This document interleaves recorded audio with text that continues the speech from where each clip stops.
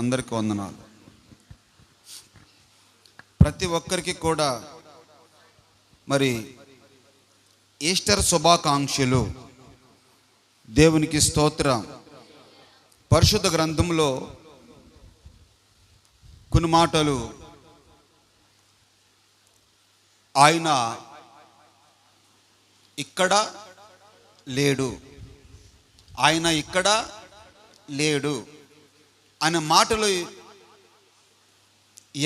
ఎవరితో చెప్తున్నారు అనేది కొన్ని మాటలు మనం ఈరోజు ఆయన ఇక్కడ లేడు. మరి ఎక్కడికి వెళ్ళాడు ఆయన అనేది, ఎక్కడెక్కడికి వెళ్ళాడో, ఆయన పునరుద్ధానుడై తిరిగి లేచిన తర్వాత ఎక్కడెక్కడికి వెళ్ళారో చూడండి.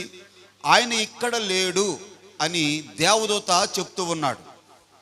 ఈరోజు మనోళ్ళు చాలామంది మరి సమాధుల పండుగ చేస్తారు. చాలామంది క్రైస్తవులు అనబడిన వారు సమాధుల దగ్గరికి వెళ్ళి ఏం చేస్తారు? సమాధులు శుభ్రం చేసుకొని ఆ సమాధులకి పూలు అలంకరించి, కొవ్వొత్తులు వెలిగించిన వారు కొవ్వొత్తులు, అగరత్తులు వెలిగించిన వారు అగరత్తులు, వారు మనసుకి ఎలా తోస్తే అలా చేస్తారు. అయితే దేవదూత చెప్తున్నాడు, వారు ఇక్కడ లేరు, సమాధిలో వారు లేరు. మరి ఎవరికి వాళ్ళు చేస్తుంటా? ఏమండి, ఎండిపోయిన ఎముకలుకా, కుళ్ళిపోయిన శరీరానిక? మృతులైన వారు సమాధిలో ఉండరు. నేను చెప్పాను మొన్న, ఎక్కడుంటారు అంటే వాళ్ళకు ఒక స్థలం దేవుడు ఏర్పాటు చేశాడు. ఒక పక్క భక్తిపరులకు, ఒక పక్క అవిశ్వాసులకి స్థలాలు ప్రభు ఏర్పాటు చేశారు. వీళ్ళంతా ఎక్కడుంటారంటే దేవుని రాకడ వరకు, ఆయన రెండో రాకడ వరకు వాళ్ళంతా కూడా అక్కడ ఉండవలసిందే. ఈరోజు ప్రియా దేవుని బిడ్డలారా, అందుకనే దేవదూత చెప్తూ ఉన్నారు, ఎందుకు మీరు సమాధులంటే తిరుగుతారు? ఎందుకు మీరు సమాధులను వెతుకుతారు? ఆయన ఇక్కడ సమాధిలో లేడు, ఆయన లేచే ఉన్నాడు. చూడండి, యోబు గారు ఒక ప్రవర్తించారు. అది యోబు గ్రంథములో మీకు చూపించి నేను ముందుకి కొనసాగుతాను. యోబు గ్రంథము, పరిశుద్ధ గ్రంథాల్లో యోబు గ్రంథము 19వ అధ్యాయము 25వ వాక్యాన్ని ఒకసారి చూడండి. యోబు గ్రంథము పేజీ నెంబరు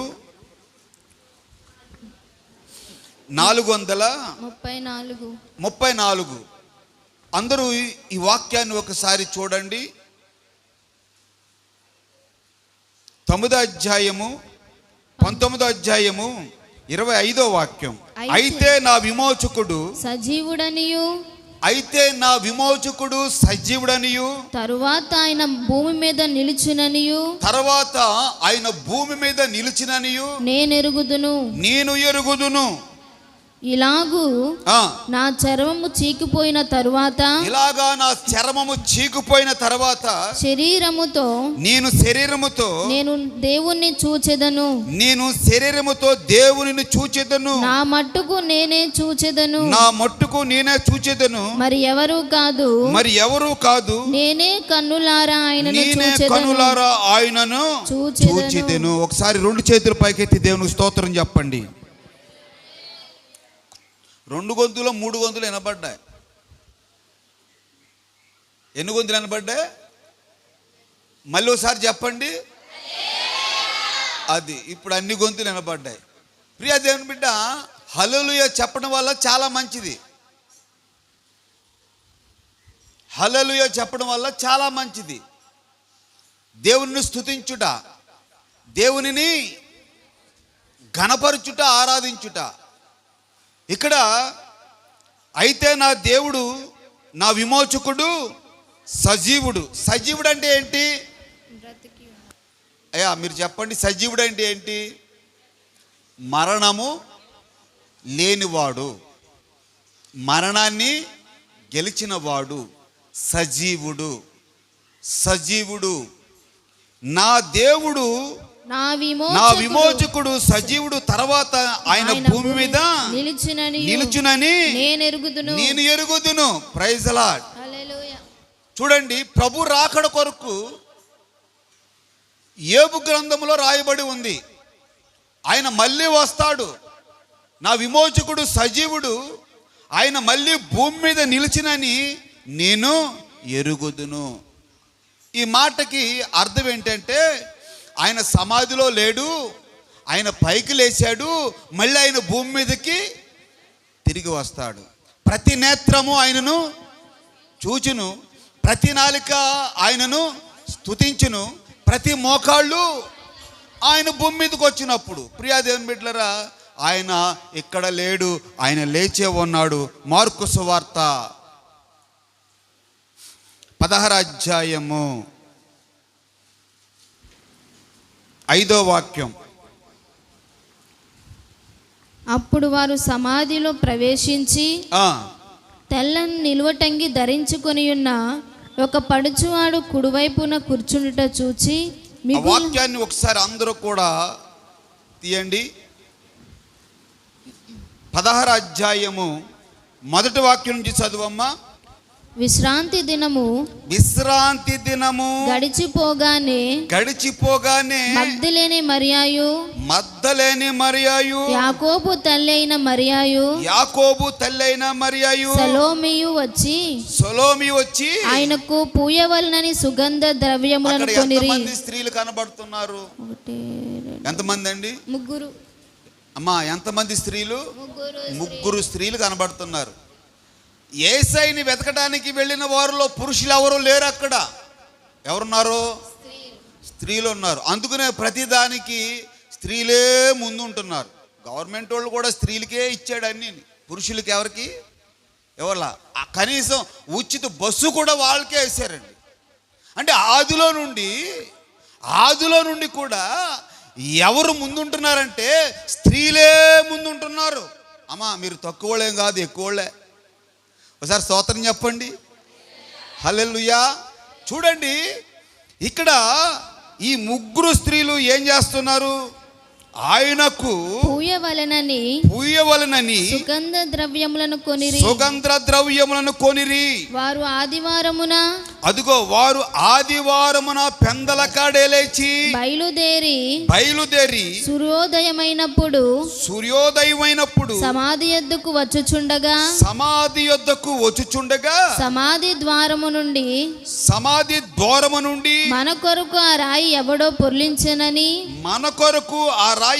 పొర్లించారని ఒకరితో ఒకరు చెప్పుకొనుచుండిరి. వారు వచ్చి కన్నులెత్తి చూడగా రాయి పొర్లింపబడి ఉండుట చూచితిరి. ఆ రాయి ఎంతో పెద్దది. అప్పుడు వారు సమాధిలో ప్రవేశించి తెల్లటి నిలువటంగి ధరించుకొని ఒక పడుచువాడు కుడివైపున కూర్చుండుట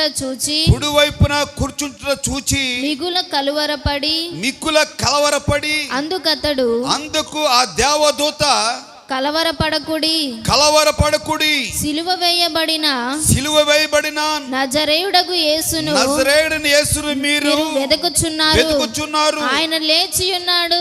ఆయన ఇక్కడ లేడు, ఆయన లేచే ఉన్నాడు. చప్పట్లు కొట్టి ప్రభు నామాన్ని మహిమపరచండి. ఆయన ఇక్కడ లేడు, సమాధిలో లేడు, ఆయన లేచే ఉన్నారు. సమాధిలో లేరు. ఆయన సమాధిని గలిచాడు, మరణపు ముళ్ళుని విరిచాడు. ప్రియా దేవుని బిడ్డలారా, ఆయన నమ్ముకున్న మన జీవితంలో కూడా జరుగుతున్న సంఘటన ఏంటంటే, మనకి మరణం అనేది ఉంది ప్రతి మనుషుడికి. అయితే మరణించిన మనం ఏం చేస్తామంటే మళ్ళీ తిరిగి లెగుస్తాం. నమ్మిన వారు గట్టిగా చప్పట్లు కొట్టి ప్రభునామాన్ని మహిమపరచండి. నమ్మిన వారు తిరిగి లేస్తాం. ఎంత ధన్యత, ఎంత భాగ్యం.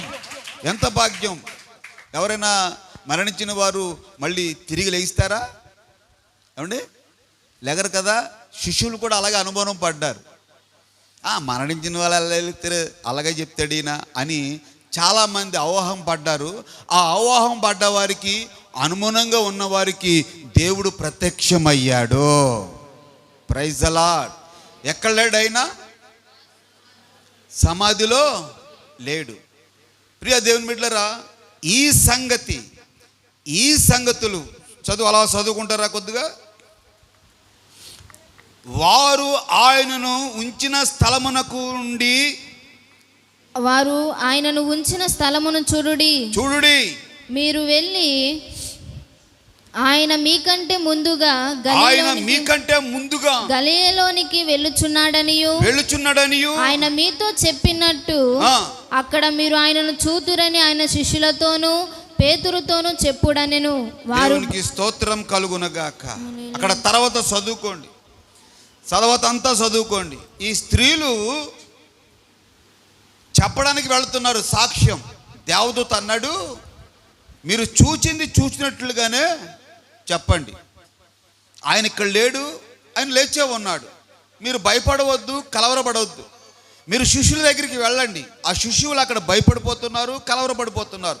మీరు వెళ్ళి ఆయన లేచాడనే సువార్త మీరు ప్రకటించండి. దేవునికి స్తోత్రం. ఫస్ట్ సువార్త మొదలెట్టింది ఎవరు? ఏమండి? యేసు లేచాడనే సువార్త ప్రకటించింది ఎవరు బైబిల్లో? స్త్రీలే. అమ్మా, మీరు తక్కువ వాళ్ళేం కాదు, ఎక్కువ వాళ్ళే. ఈ పురుషులు ఎక్కడ ఉన్నారు? ఎక్కడ దాకొని ఉన్నారు అంటే, ఒక మేడ గదిలో తలుపులు వేసుకొని యేసును చంపునట్లుగా మమ్మల్ని కూడా చంపేస్తారేమో, శిక్షలు విధిస్తారేమో అని వాళ్ళు కాముగా తలుపులు వేసుకొని బయటకు రాకుండా ఉన్నారు. ఈ స్త్రీలైతే చూచినట్లుగా సువార్త ప్రకటించడానికి శిష్యులకి ముందుగా పరిగెత్తుకొని వెళుతూ ఉన్నారు. ప్రైజ్ ది లార్డ్, హల్లెలూయా. ఎక్కడికి వెళ్ళాడు ఆయన అంటే, చీకటిలో ఉన్న వారికి వెలుగునిచ్చుటకు వెళ్ళాడు. యెషయా గ్రంథములో ఒక మాటను మీకు జ్ఞాపకం చేస్తాను. ఆయన ఎక్కడికి వెళ్ళాడు?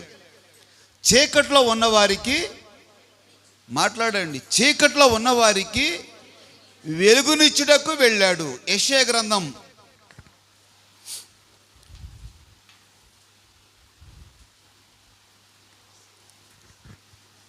9వ అధ్యాయము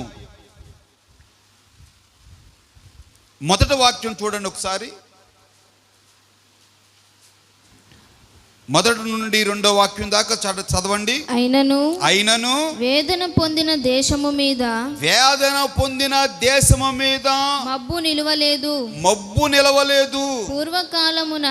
పూర్వకాలమున ఆయన జబులోను దేశమును నఫ్తాలి దేశము అవమానపరచును. అంత్యకాలమున ఆయన సముద్ర ప్రాంతమును, అంత్య దినములలో ఆయన సముద్ర ప్రాంతమును అనగా యోర్దాను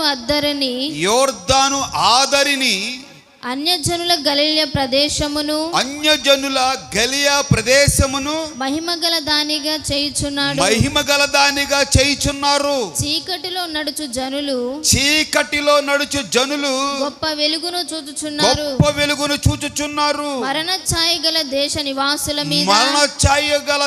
నివాసుల మీద వెలుగు ప్రకాశించింది. హల్లెలూయా. ఎక్కడ వెలుగు ప్రకాశించింది? మరణఛాయి. అక్కడ అంటున్నాడు అంచులు అంటున్నాడు. ఏమన్నాడండి? మరణఛాయి అంచులు. ఆ మాట చెప్తాను, అర్థమయ్యేటట్టుగా వినండి. మరణఛాయి అంచులంటే ఇటేమో అంతులేని అగాధం, ఇటు అంతులేని అగాధం, ఇటేమో మహిమగల దేశం అంటే పాలు తేనెలు కారుతున్న ప్రదేశం, అంటే పరలోక రాజ్యం. ఇప్పుడు మరణఛాయ అంచులంటే ఒక మనుషుడు ఇప్పుడు ఏం చేస్తున్నాడంటే, ఈ మరణఛాయ అంచు మీద చెప్పండి ఏం చేస్తున్నాడు? ప్రయాణం చేస్తూ ఉన్నాడు. ఎక్కడ చేస్తున్నాడమ్మా? మాట్లాడండి. ఎక్కడ చేస్తున్నాడు? మరణఛాయ అనే అంచుల మీద ప్రయాణం చేస్తూ ఉన్నాడు. బైబిల్ చెప్తుంది వాళ్ళు కాలు జారే చోటనే ఉన్నారు. ఎక్కడున్నారండి? కాలు జారే చోటనే ఉన్నారు. వాళ్ళు కాలు జారితే ఎక్కడ పడిపోతారు? అదిగో అగాధంలో పడిపోయారు. కాలు జారే చోటన ఉన్నప్పుడు ప్రియా దేవుని బిడ్డలారా, వాళ్ళు అగాధములో పడిపోతున్నారు. వాళ్ళు చీకట్లో ఉన్నారు. మంచేదో చెడేదో తెలియకుండా ఉన్నారు. ఏది తినాలో ఏది తినకూడదో, ఏది త్రాగాలో ఏది త్రాగకూడదో, అయ్యో మరణఛాయ అంచుల్లో ఉన్నారు. ఏది మాట్లాడాలో ఏది మాట్లాడకూడదో, దేనిని నమ్మాలో దేనిని నమ్మకూడదో, దేనికి సాగిళ్ళ పడాలో దేనికి సాగిళ్ళ పడకూడదో, దేనికి దండం పెట్టాలో దేనికి దండం పెట్టకూడదు అని మరణఛాయ అంచుల్లో ఉన్నాడు ఈరోజు నరుడు. చూడండి, లోకం మీద మనం చూస్తున్నామా లేదా? మాట్లాడరేంటి? చూస్తున్నామా లేదా? చూస్తమే కాదు, మనం కూడా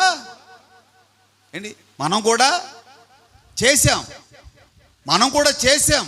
అటువంటి క్రియలు, అటువంటి కార్యక్రమాలు అన్నీ కూడా మనం కూడా చేశాం. ఒకప్పుడు మనం కూడా ఎక్కడున్న వాళ్ళం అంటే మరణఛాయ. ఆ మరణఛాయలో ఉన్నారు. యోర్దాను గలిలయ ప్రాంతంలో ఉన్న ప్రజలు ఎక్కడున్నారు? వీళ్ళు యోర్దాను ఆదరినే సముద్రపు వారని అన్యజనులు అంట. ఎవరు వీళ్ళు? అన్యజనులు. ఈ అన్యజనులు ఎక్కడున్నారు అంటే చీకట్లో ఉన్నారు. చీకట్లో ఉన్న వారికి వెలుగునిచ్చుటకు ఆయన సరాసరిగా ఆ సమాధిలోంచి లేచి మొట్టమొదటిగా అక్కడికి వెళ్ళినట్టుగా లేఖనాలు చెప్తూ ఉన్నాయి, ప్రవచనాలు చెప్తూ ఉన్నాయి. ఎక్కడికి వెళ్ళారు వాళ్ళే? ఇప్పుడు సామాన్యంగా సముద్ర వారిని ఎవరుంటారు చెప్పండి? సిటీల్లో ఎవరుంటారు? సముద్ర వారిన ఎవరుంటారు చెప్పండి? అది ఏమండి, సముద్ర వారిని ఎక్కువగా నివాసాలు ఉండేది, కాపురాలు ఉండేది, ఇల్లు కట్టుకునేది ఎవరంటే జాలర్లు. సముద్రములో చేపలు పట్టేవారు. వాళ్ళకి ఏమీ చేత కాదు. చేపలు పడుతూ ఉంటే చేతవచ్చు. వాళ్ళకి చదువు ఉండదు, విద్య ఉండదు, ఏది ఉండదు. వాళ్ళ వృత్తి ఏంటంటే గోసి పెట్టుకొని చేపలు పట్టుకుంటమే వృత్తి. వాళ్ళకి ఇంకేమీ తెలియదు, లోకం గురించి తెలీదు. అయితే ప్రియా దేవుని బిడ్డలారా, మొట్టమొదటిగా దేవుడు వాళ్ళ దగ్గరికి వెళ్ళాడంట. దేవునికి స్తోత్రం కలుగునగాక. ఎందుకు వాళ్ళ దగ్గరికి వెళ్ళాడంటే వాళ్ళు చీకట్లో ఉన్నారు, వారు శాపంలో ఉన్నారు, వారు విరిగి నలిగిపోతూ ఉన్నారు. వారిని నేను వెలుగులోనికి తీసుకువెళ్ళాలి, వారికి నేను ప్రత్యక్షం అవ్వాలి, వారు నన్ను చూడాలి. వారు ఎప్పుడైతే నన్ను చూశారో గొప్ప వెలుగును చూసినట్లుగా వాళ్ళ మనోనేత్రాలు వెలిగించబడును గాక. వాళ్ళ మనోనేత్రాలు ఏవైనాయి అంటండి? అప్పుడు దాకా నేత్రాలు ఉన్నాయి, కానీ ఏ నేత్రాలు అయ్యి? దేన్ని చూసే నేత్రాలు? ఏమండి, దేన్ని చూసే నేత్రాలు? లోకాను చూసే నేత్రాలు. లోకం ఏమంటుందండి? ఏమంటుందండి? సహోదరుడు చెప్పు. లోకం ఎవరితో చెప్పుద్ది? తన మనసు, తన ప్రాణంతో చెప్పుద్ది. నా ప్రాణమా, తాగో, తినో, సుఖించో. నీ గురించి నేను డబ్బులు సంపాదిస్తున్నా, ఎంత కష్టపడి సంపాదించున్నా తెలుసా నీ గురించి, తాగో అని మనసుతో చెప్పుకుంటుందంట. అవునండి. ఆ గలియల్ ప్రాంతం అవతల అంజుజనులు, సముద్ర వారిని ఉన్న అంజుజనులు అంతా ఇదే క్యాటరీ. అప్పటికప్పుడు చేపలు పట్టుకుంటాం, అమ్మేయడం, త్రాగేయడం, తినేయటం అయిపోతుంది. అలా జీవితం. వాళ్ళు చీకట్లో ఉన్నారు. అందుకనే అక్కడ దేవుడు, ఇది యెషయా ప్రవక్త ప్రవచించిన గ్రంథం. యెషయా ప్రవక్త అంటున్నాడు అక్కడ, మనం మళ్ళీ ఒకసారి చదువు. అంత్యకాలమున ఆయన సముద్ర తీరమునున్న అనగా యోర్దాను ఆదరిని అన్యజనుల గలిలయ ప్రదేశమును మహిమగల దానిగా నేను చేస్తాను. చీకటిలో ఉన్నవారు జనులు గొప్ప వెలుగును చూసినట్లుగా మరణఛాయల దేశము మీద, మరణఛాయలున్న దేశం మీద వెలుగు ప్రకాశింపచేస్తాను. మొట్టమొదటిగా ఆయన సమాధిలోంచి లేచిన తర్వాత చీకట్లో ఉన్న వారిని చెప్పండి, వెలుగులోనికి నడిపించుటకు ఆయన వచ్చి ఉన్నాడు. దేవునికి స్తోత్రం. రెండో మాట,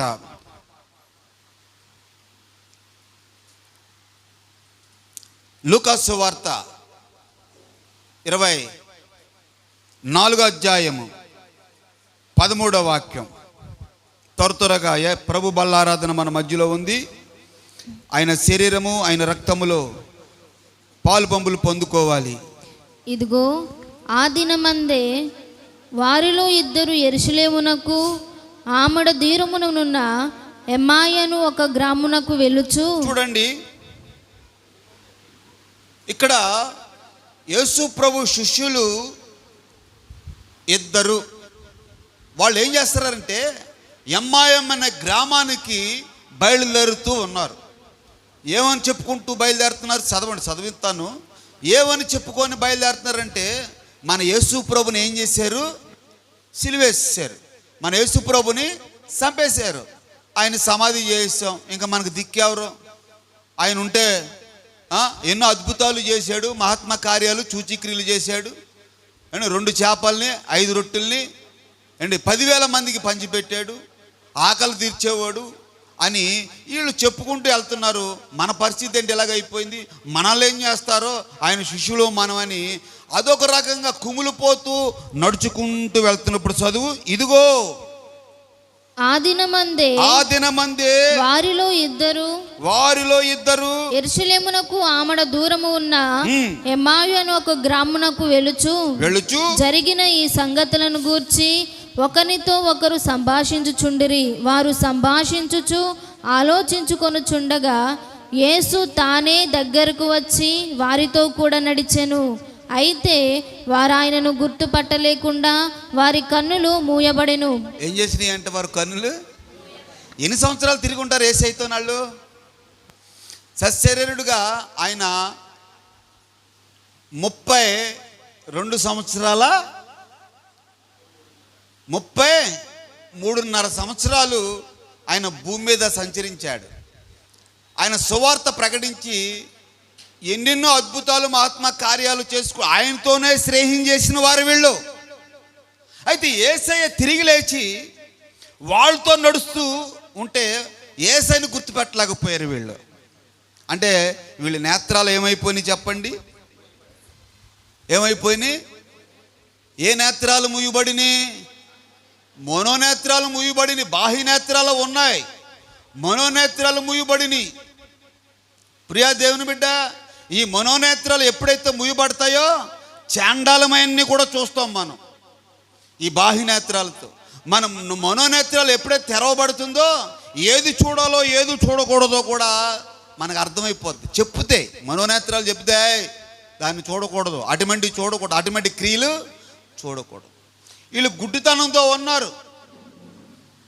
ఈ గుడ్డితనంతో ఉన్న వాళ్ళకి మనోనేత్రాలు వెలిగించాలి అని దేవాతి దేవుడు వాళ్ళ మధ్యలోనికి దిగి వచ్చి వాళ్ళతో కూడా నడిచి వెళుతున్నారు. అబ్బాయి మీరు ఎక్కడికి వెళుతున్నారు? మేము ఎమ్మాయి అనే ప్రాంతానికి వెళుతూ ఉన్నాం అంటే, నడిచి వెళుతుండగా కింద చదవండి, తర్వాత చదువుకోండి.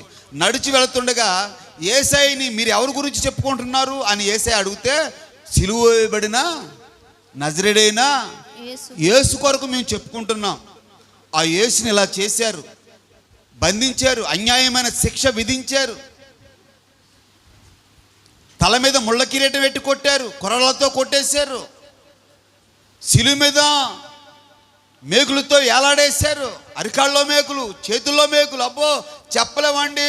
రకరకాలుగా ఆయన హింసించి సిలువ మీద చంపేశారండి అని ఎవరితో చెప్తున్నారు? ఈ మాటలో ఎవరితో చెప్తున్నారమ్మా? యేసయ్యతోనే చెప్తున్నారు ఈ మాటలు వీళ్ళు. యేసయ్య ఆలకింత అక్కడికి వెళ్ళిన తర్వాత ఆ 30 వాక్యం చదువు. 30 వాక్యం చదవండి అందరూ. ఆయన వారితో కూడా భోజనమునకు కూర్చున్నప్పుడు ఒక రొట్టెను పట్టుకొని స్తోత్రము చేసి దానిని విరిచి వారికి పంచిబెట్టగా వారి కన్నులు తెరవబడి ఆయనను గుర్తుపట్టిరి. అంతటా ఆయన వారికి అదృశ్యుడాయెను. అక్కడ నుండి అంతటా ఆయన ఏమైపోయాడు? అప్పుడు తెరవబడ్డాయి కళ్ళు. యేసయ్య వారితో నడుచుకుంటే ఎమ్మైన ప్రాంతానికి, ఆ గ్రామానికి వెళ్ళాడు. వాళ్ళు ఇల్లు వచ్చేసిన తర్వాత వాళ్ళు అన్నారు, అయ్యా బాగా చీకటైపోయింది, సందడిపోయింది, ఇంకెక్కడికి వెళ్తావు, ఈ రాత్రి ఇక్కడ ఉండి పొద్దున్నే వెళ్ళిపోదు కానీ కొద్దిగా ఆహారం ఏమైనా పుచ్చుకోమని యేసుప్రభుని ఎక్కడ పిలిచారు? ఇంట్లోకి పిలిచారు. ఇంట్లో పిలిచిన తర్వాత అప్పటికీ గుర్తుపట్టలేదు.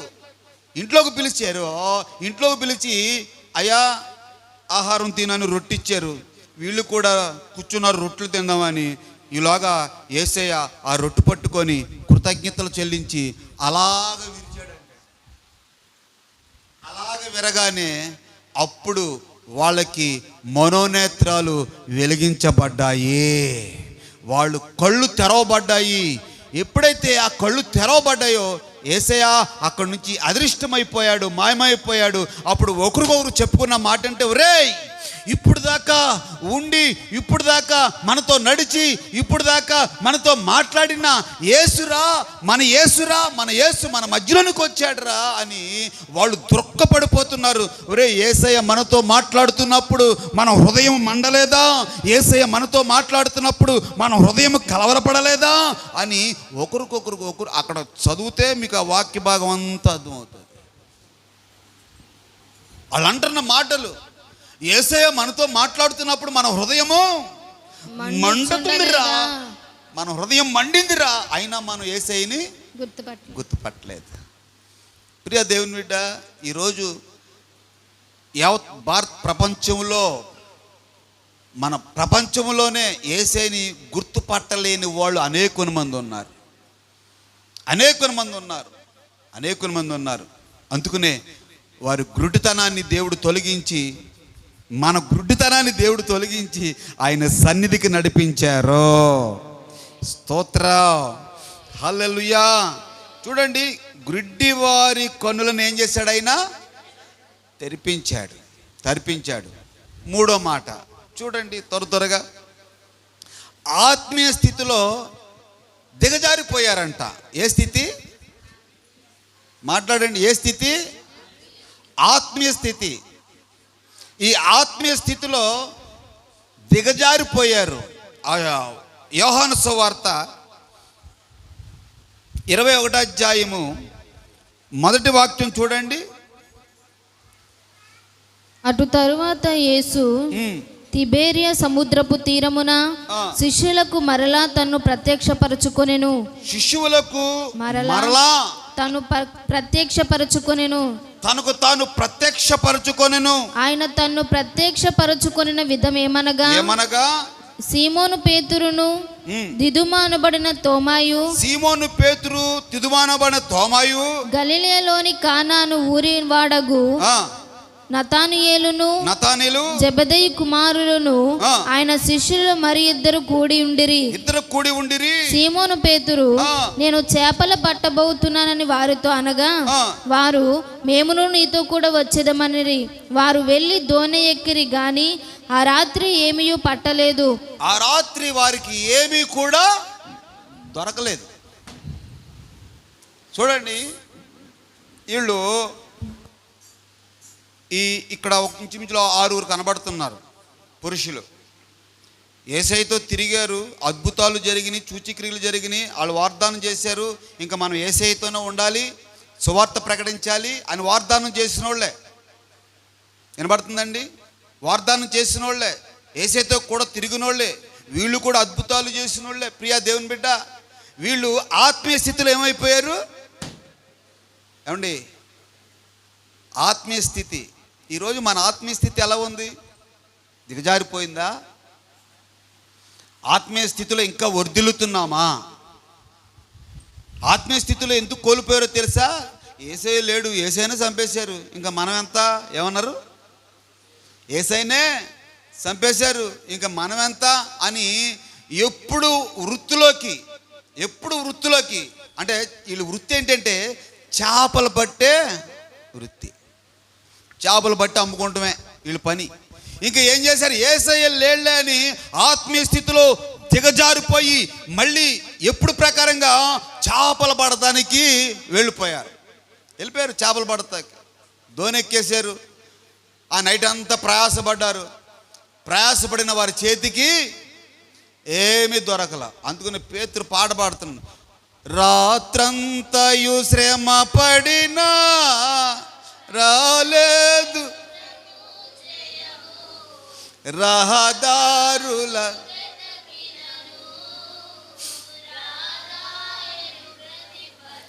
మైకు దగ్గరెట్టుకో.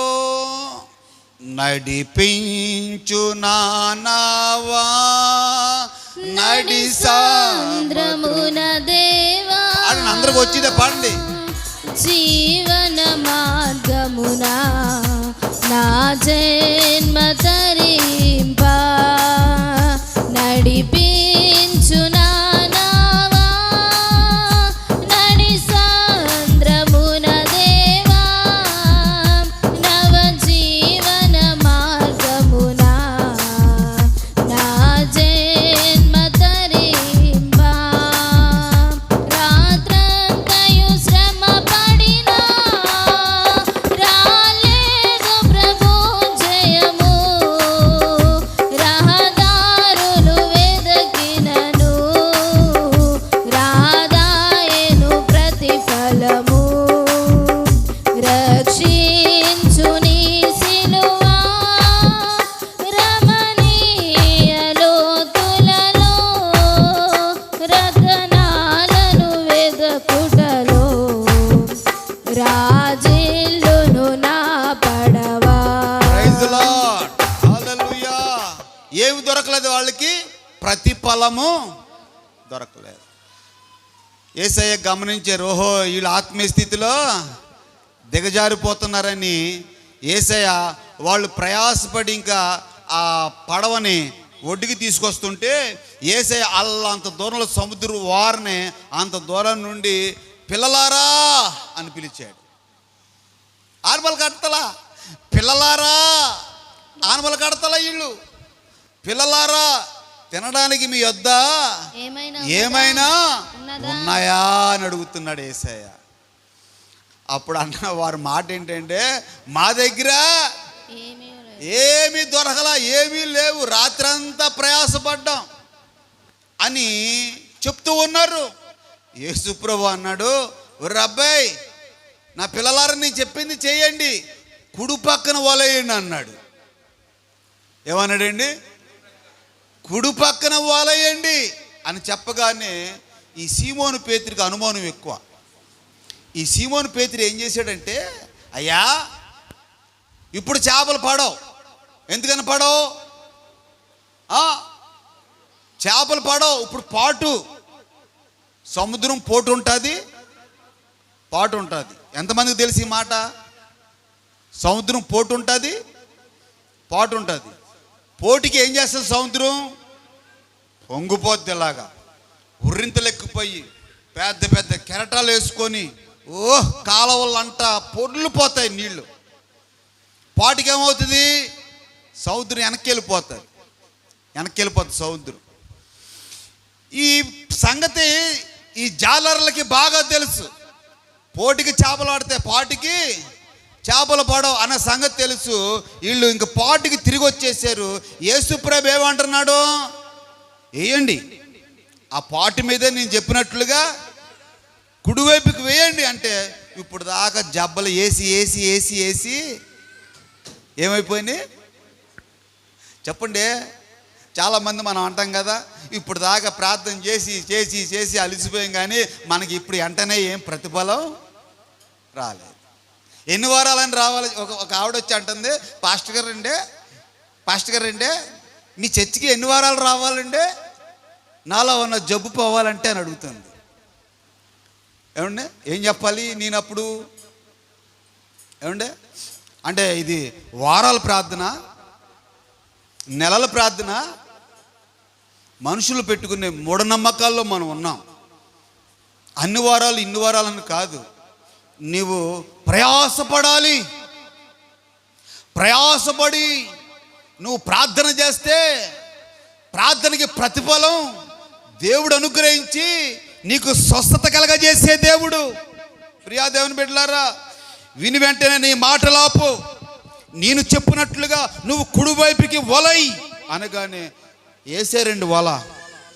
శిష్యులందరూ పట్టుకొని వేసారు, వల లాగారు. వల లాగుతుంటే విస్తారమైన చేపలు లాగలేకపోతున్నారంట వల. అయ్యి బాబోయ్, పాటు ఇప్పుడు వేస్తే ఇంత విస్తారమైన వల పిగిలిపోయినట్టుగా ఇన్ని చేపలు పడిపోయి అసలు ఇతడు ఎవరో అని అలాగ చూశారంటండి. అలాగ చూడగానే యేసయ్య మరొక్కసారి శిష్యులకు ఏం చేసుకున్నాడు? ప్రత్యక్షపరుచుకున్నాడు. అక్కడి నుంచి కేకలు, రే మన యేసయ్యరా, రే మన యేసయ్యరా అని కంగారు పడిపోయి కొంతమంది వస్త్రహీనులై ఉన్నారంట. సముద్రం మీద ఆటకెళ్ళి గోసీలు ఎట్టుకుంటారు, బట్టలు ఉండవు ఒంటి మీద. కొంతమంది అయ్యో మన యేసయ్యని సిగ్గొచ్చేసి సముద్రంలో దూకేశారంటండి. చదువుకోండి, సముద్రంలో దూకేశారు కొంతమంది. కొంతమంది ఏమో కేకలేస్తున్నారు వస్త్రాలను, మన యేసయ్య మన యేసయ్య అని. ప్రియా దేవుని బిడ్డలారా, ఆత్మీయ స్థితిలో మనం ఎప్పుడు కూడా దిగజారకూడదు. మనకు ఒక స్థితి ఉంది, దేవుడు మనకి ఇచ్చాడు. ఆ ఆత్మీయ స్థితిలో మనం ఎన్ని ఉడిదుడుకులున్నా, ఆ రాత్రి అంతా ప్రయాసపడి ఏం పెద్ద పెరుగు కూడా దొరకకుండా ఉన్నా, ఆత్మీయ స్థితిలో నువ్వు దిగజారకుండా ఉంటే నా దేవుడు సర్వ సంపదల గని ఆ చేపలు, విస్తారమైన చేపలు ఇచ్చినట్లుగా విస్తారమైన ఆశీర్వాదాలు నా దేవుడు మీకు అనుగ్రహించును గాక. ఆమేన్, హల్లెలూయా. 4వ మాట, అవిశ్వాసములో ఉన్న వారి దగ్గరికి. అవిశ్వాసం ఏదైనా ఉండొచ్చు కానీ అవిశ్వాసం అసలు ఉండకూడదండి. ఇది జరుగుద్దా? మాట్లాడండి అండి. ఇది జరుగుద్దా? జరగదా? ఇది అవుద్దా? అవుదా అన్న మాట అస్సలు ఉండకూడదు. ఎవరి అవిశ్వాసంలో ఉన్నారో ఆ వ్యక్తి గురించి కూడా చెప్తాను. ఒకసారి చూడండి, యోహాను సువార్త 20వ అధ్యాయము 24వ వాక్యం చూడండి. యేసు వచ్చినప్పుడు 12 మందిలో ఒకడైన దిదుమ అనబడిన తోమా వారితో లేకపోయెను గనుక తక్కిన శిష్యులు మేము ప్రభువును చూచితిమని అతనితో చెప్పగా అతడు, నేను ఆయన చేతులలో మేకుల గుర్తును. 19వ వాక్యం చదవమ్మా, 20:19వ వాక్యం కూడా చదవండి ఒకసారి. మీరు కూడా చదవండి. ఆదివారము సాయంకాలమున శిష్యులు యూదులకు భయపడి. ఎవరికి భయపడి? యూదులకు భయపడి తాము కూడి ఉన్న ఇంటి తలుపులు మూసుకొని ఉండగా, తాము కూడి ఉన్న ఇంటి తలుపులు మూసుకొని ఉండగా యేసు వచ్చి మధ్యను నిలిచి మీకు సమాధానము కలుగును గాక, మీకు సమాధానము కలుగును గాక అని వారితో చెప్పెను. ఆయన ఇలాగు చెప్పి వారికి తమ చేతులను ప్రక్కలను చూపగా శిష్యులు ప్రభువును చూచి సంతోషించిరి. అప్పుడు యేసు, మరలా మీకు సమాధానము కలుగునుగాక. తండ్రి తన్ను పంపిన ప్రకారము నేను మిమ్మును పంపుచున్నానని వారితో చెప్పెను. ఆయన ఈ మాట చెప్పి వారి మీద ఊది, పరిశుద్ధాత్మను పొందుడి. మీరు ఎవరి పాపములను క్షమింతురో అవి వానికి క్షమింపబడును, ఎవరి పాపములు మీరు నిలిచియుండనిత్తురో అవి నిలిచియుండునని వారితో చెప్పెను. యేసు వచ్చినప్పుడు 12 మందిలో ఒకడైన దిదుమ అనబడిన తోమా వారితో లేకపోయెను గనుక తక్కిన శిష్యులు మేము ప్రభువును చూచితమని అతనితో చెప్పగా, నేను ఆయన చేతుల్లో మేకుల గుర్తును చూచి నా వ్రేలు ఆ మేకు గుర్తులో పెట్టి నా చేయి ఆయన ప్రక్కలో ఉంచితేనే గాని నమ్మనని వారితో చెప్పెను. 8 దినములైన తరువాత ఆయన శిష్యులు మరలా లోపల ఉన్నప్పుడు తోమా వారితో కూడా ఉండెను. తలుపులు మూయబడి ఉండగా యేసు వచ్చి మధ్యను నిలిచి మీకు సమాధానమును కలుగునుగాక అనెను. తరువాత తోమాను చూచి, నీ వ్రేలు ఇటు చాచి నా చేతులు చూడుము, నీ చెయ్యి చాచి నా ప్రక్కలో ఉంచి అవిశ్వాసివి కాక విశ్వాసివై ఉండమనెను. అందుకు తోమా ఆయనతో, నా ప్రభువా నా దేవా అనెను.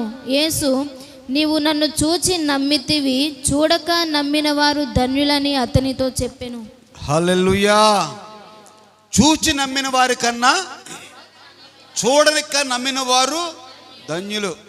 అంటే యేసుక్రీస్తు మళ్ళీ శిష్యులకి 3వసారి ప్రత్యక్షమయ్యాడు. 3వసారి ప్రత్యక్షమయ్యి తనకు తాను ప్రత్యక్షించుకొని అక్కడ ఆయన వాళ్ళకి చూపించింది ఏంటంటే చేతుల్లో మేకులు గుర్తులు, మేకులు గుచ్చిన గుర్తులు, కాళ్ళల్లో మేకులు గుచ్చిన గుర్తులు, డొక్కల్లో బళ్ళుపు పోటు పొడిచిన గుర్తు చూపించి మీరు సువార్త ప్రకటించండి, సర్వలోకానికి వెళ్ళి నా గురించి చెప్పండి అని వాళ్ళ మీద అని ఊదాడంట. ఏం ఊదాడు? పరిశుద్ధాత్మ. పరిశుద్ధాత్మను ఎప్పుడైతే ఊదాడో వాళ్ళు పరిశుద్ధాత్మను ధరించుకొని సర్వలోకానికి వెళ్ళి సువార్త ప్రకటించడానికి ఒక సాధనంగా మారారు, ఒక సాధనంగా మారారు. ప్రియా దేవుని బిడ్డలారా, ఈలోగా యేసుక్రీస్తు చెప్పిన మాటలు, నమ్మి బాప్తిజం పొందినవాడు రక్షించబడతాడు, నమ్మని వారికి శిక్ష విధించబడుతుంది అని యేసుప్రభే చెప్పాడు. అందుకు నేను చెప్తున్నాను, ఇంకా ఎవరైనా బాప్తిసాలు తీసుకోవాలంటే చెప్పండి.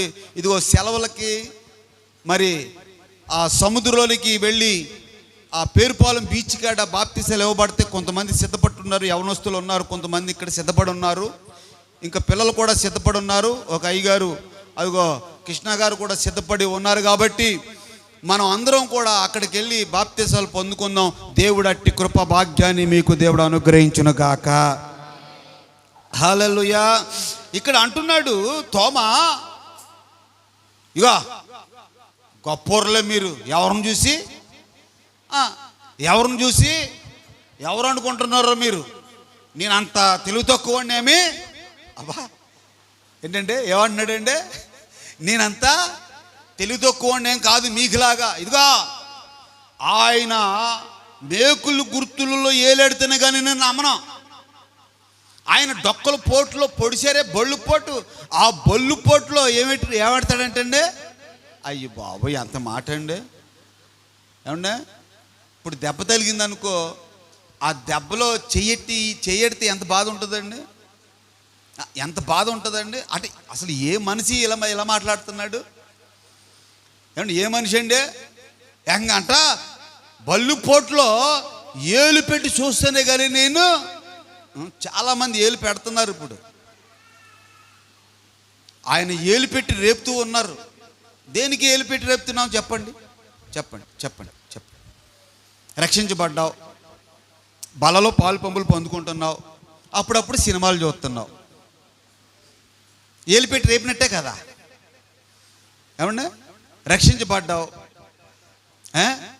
బలలో పాలు పంపులు పొందుకుంటున్నావు, ఆదివారం ఆరాధనకు వస్తున్నావు, బూతు మాటలు తిడుతున్నావు, ఏలు పెట్టి రేపినట్టే కదా. మాట్లాడరేంటంటే, అవును ఏలు పెట్టి రేపినట్లే. ఇంకా ఎన్నిసార్లు యేసయ్య గాయాన్ని రేపుతూ ఉంటావు, గాయాన్ని మానవా?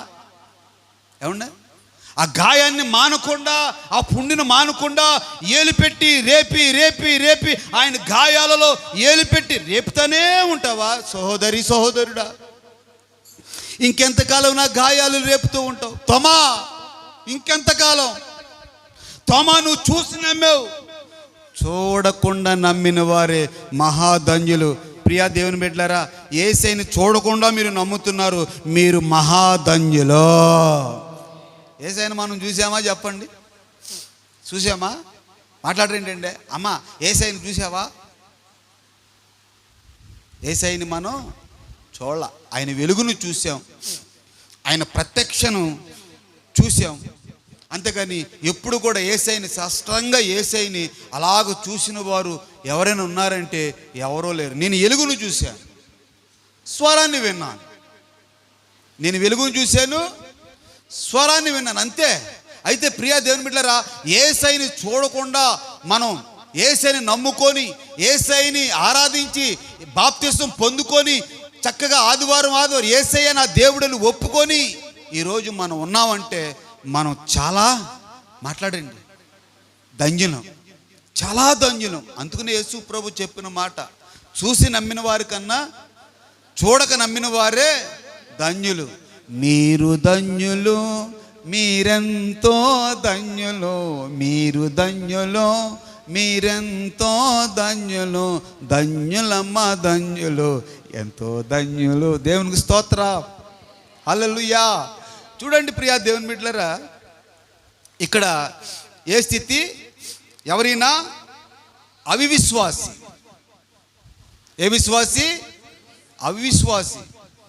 ప్రార్థన చేసినప్పుడు మీరు ఒకటే, నేనైనా మీరైనా ప్రార్థన చేసినప్పుడు ఈ కార్యము జరుగుద్ది, చేసేసాడు ప్రభు. ఇంకా ఆ ఆలోచనలోకి, ఆ డెప్త్లోకి మనం వెళ్ళిపోవాలి. చేసేసాడు ప్రభు, కార్యం చేసేసాడు. ప్రభువా, ప్రార్థన చేసిన తర్వాత నువ్వు ముగించిన తర్వాత ఏమంటుంది? కార్యం చేసేసేవయ్యా, అందును బట్టి స్తోత్రం స్తోత్రం స్తోత్రం అనాలి. ఏమనాలి?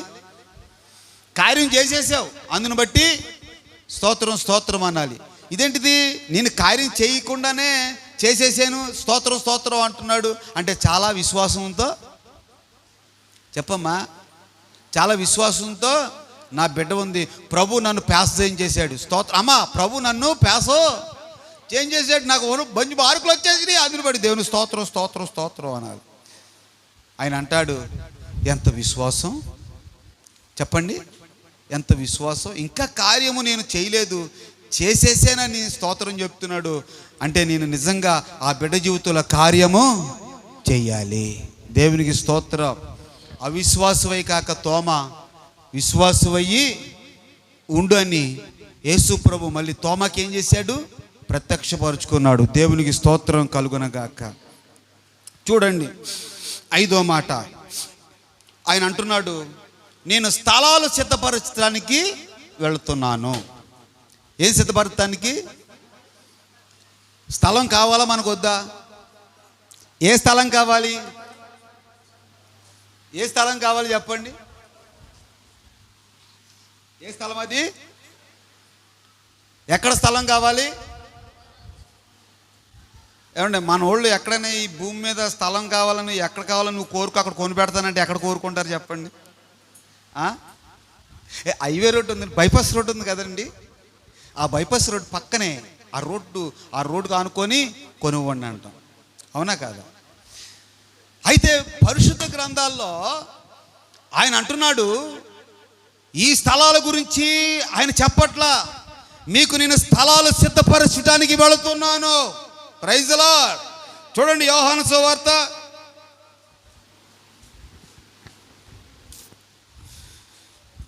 14వ అధ్యాయము 3వ వాక్యం. నేను వెళ్ళి మీకు స్థలమును సిద్ధపరిచిన ఎడల నేనుండు స్థలములో మీరును ఉండులాగునా. ఆ మాట అందరూ చూడండి ఒకసారి. అక్కడ పైనుంచి మొదటి నుంచి చదువమ్మా, మొదటి నుంచి చదువు. మీ హృదయమును కలవరపడనీయకుడి. ఏమన్నాడండి? మీ హృదయాలు కలవరపడకండి. దేవుని యందు విశ్వాసం ఉంచుచున్నారు, మీరు దేవుని యందు విశ్వాసం ఉంచండి. నా యందును విశ్వాసం ఉంచుడి. నా యందును విశ్వాసం ఉంచండి. నా తండ్రి ఇంట అనేక నివాసములు కలవు, అనేక నివాసములు కలవు. లేని ఎడల మీతో చెప్పుదును, లేని ఎడల మీతో నేను చెప్తాను. మీకు స్థలము సిద్ధపరచ వెలుచున్నాను. నేను మీకు స్థలాలు సిద్ధపరచడానికి వెళుతూ ఉన్నాను. నేను వెళ్ళి మీకు స్థలమును సిద్ధపరిచిన ఎడల, మీకు స్థలము సిద్ధపరిచిన తర్వాత నేనుండు స్థలములో మీరును ఉండులాగునా, మీరున్నట్లుగాను మరలా వచ్చి నా యొద్ద నుండుటకు, మీరు నా యొద్ద నుండుటకు మిమ్మును నేను తీసుకొని వెళతాను. చప్పట్లు కొట్టండి ఇప్పుడు గట్టిగా. ఆయన మనల్ని తీసుకు వెళతాడంట. మళ్ళీ వచ్చి ప్రైజ్ ది లార్డ్. ఏం చేస్తాడు ఆయన? మళ్ళీ మనల్ని స్థలాల సిద్ధపరచడానికి వెళ్ళాడు. మహిమగల దేవుడు ఆ స్థలాలను సిద్ధపరచడానికి ఆరోహణమై ఇంచుమించులో 5,000 మంది చూస్తూ ఉండగానే ఆ ప్రాంతంలో ఇంచుమించులో ఆ కొండెక్కాడైనా ఆ జనులందరూ శిష్యువులు కానీ ప్రతి ఒక్కరు ఇంచుమించులో 5,000 మంది అక్కడ ఉన్నప్పుడు యేసయ్య ఆ కొండ మీద నుంచి శిష్యులకు చెప్పవలసిన మాటలు చెప్పి అలాగే వెళ్ళిపోతుంటే అందరూ కలవరపడుతుంటే వాళ్ళతో చెప్తున్నాడు, మీరు భయపడవద్దు, మీ హృదయాల్ని కలవరపడవద్దు. నేనుండు స్థలములో మీరున్నట్లుగాను మిమ్మల్ని మరలా వచ్చి మిమ్మల్ని తీసుకు వెళుతున్నాను. మీకు నేను స్థలాలు సిద్ధపరుస్తూ ఉన్నాను. బా, ఎంత సంతోషం అండి. ఎంతమందికి కావాలి పరలోక రాజ్యంలో స్థలం? చెప్పండి. ఎన్ని సెంట్లు కావాలి చెప్పండి. చెప్పండి, తప్పేముంది? ఇస్తానన్నాడు కదా దేవుడు. రాయలేదా? రాశాడు కదండి. నీ కొరకు నేను స్థలాన్ని సిద్ధపరుస్తానికి వెళుతున్నాను. అది ఏ స్థలం అంటే ప్రకటన గ్రంథంలో ఆ స్థలాల గురించి రాశాడు. అదే ఫైనల్. ప్రకటన గ్రంథం ఒకసారి తీయండి, 1వ అధ్యాయము 18వ వాక్యం చూడండి.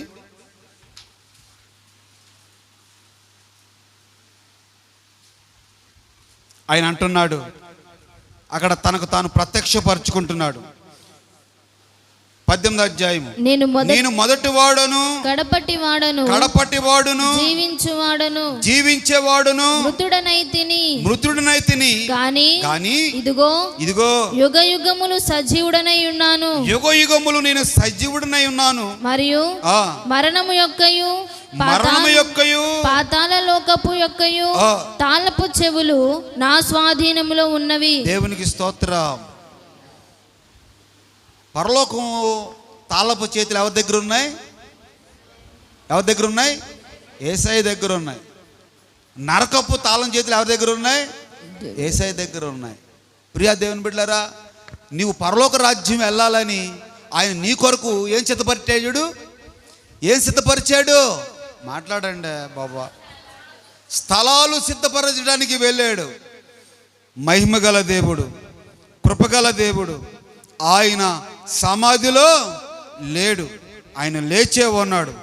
అందరం కూడా మన మధ్యలో ఆయన శరీరము, ఆయన రక్తం ఉంది. ఆయన శరీరంలో రక్తంలో పాలుపంపులు పొందుకోవాలి. అందరూ ప్రార్థనా పూర్వకంగా ఒక్కసారి అలా లేచి కొంచెంసేపు మరి అలాగా మోకరిద్దాం.